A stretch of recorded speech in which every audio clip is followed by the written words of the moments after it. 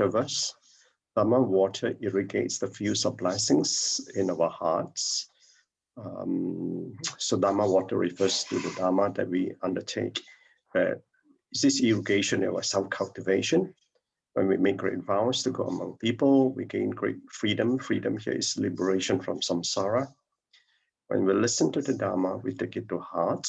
That is internalizing. So we cultivate inside out and outside in. You'll be nourished with the Dharma joy. And this is the Dharma joy is about the inner joy. The path of awakened beings is the path of living bodhisattvas, which Master is leading us to. So in Master's explanation, so this is from the initial verse. So in the fields of blessings of our mind, these seeds can be grown from 1 to infinity. So what are these seeds? I explained some time ago that this seed is something the seed of wisdom. And so from one seed or one realization, it can manifest to more and more realizations. So to engage in spiritual practice, we ourselves must be farmers. That means we need to cultivate our own field. So this, what are we cultivating? So there are really steps for us to practice. So for me, I will start by praying. Then you learn to give, you contemplate, care, serve, you practice, you purify, renounce whatever afflictions that you have, and you harmonize with all the people you meet. And from all these seeds of cultivation, then we generate the great loving heart.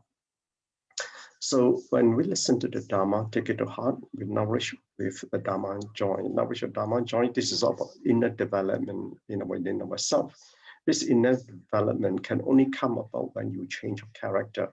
But to change your character, you have to elevate your consciousness. So in this world, much wondrous Dharma can be brought together to help meet everyone's needs. Why? Because the Dharma can attend to anyone, so the meaning is infinite.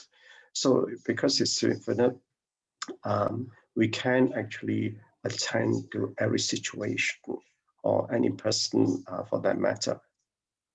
So, and yet it's invisible, but yet it brings things into existence. So the Buddha Dharma is truly subtle and wondrous.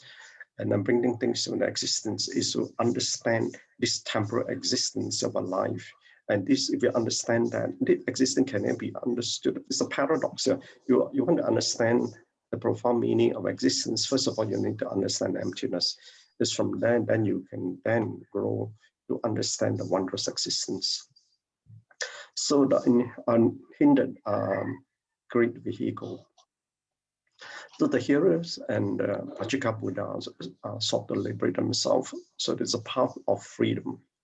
But obviously, they understand the law of karma very well. Therefore, they do not create any more negative causes.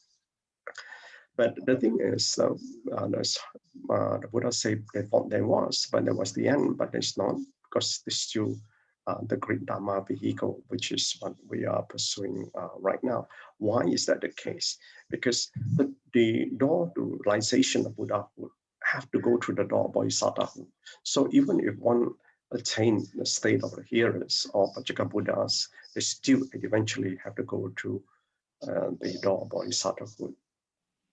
And at that time, and Sariputta was being confirmed by the Buddha. And obviously that elevated everyone's faith at that time. And so so Brother Andrew already shared this, so I won't be covering that. So they also directly proceeded in the stage of sages and bodhisattvas. Sages and bodhisattvas, that is the door of bodhisattvahood. But someone who has attained Mahasattva is actually at the door of the Buddhahood. But whether we enter through that door, then it's a choice of the Mahasattva, and Kuan Yin is one of them. So the lessons learned, we can achieve great freedom and roam among all things when we are not bound. This is a state of great freedom when we liberate ourselves. And set aside from giving unconditionally, which I just mentioned as one of the path of virtue of cultivation is to give, and not be contaminated by worldly afflictions. So when we come back as a bodhisattva to serve, So we are not afflicted by that. So we need to honestly irrigate our fields of our minds with Dharma water, which is to grow in our wisdom learning. So very quickly on contemplation. And this contemplation is on the unhindered path in practice, but this is so when we help to propagate the path.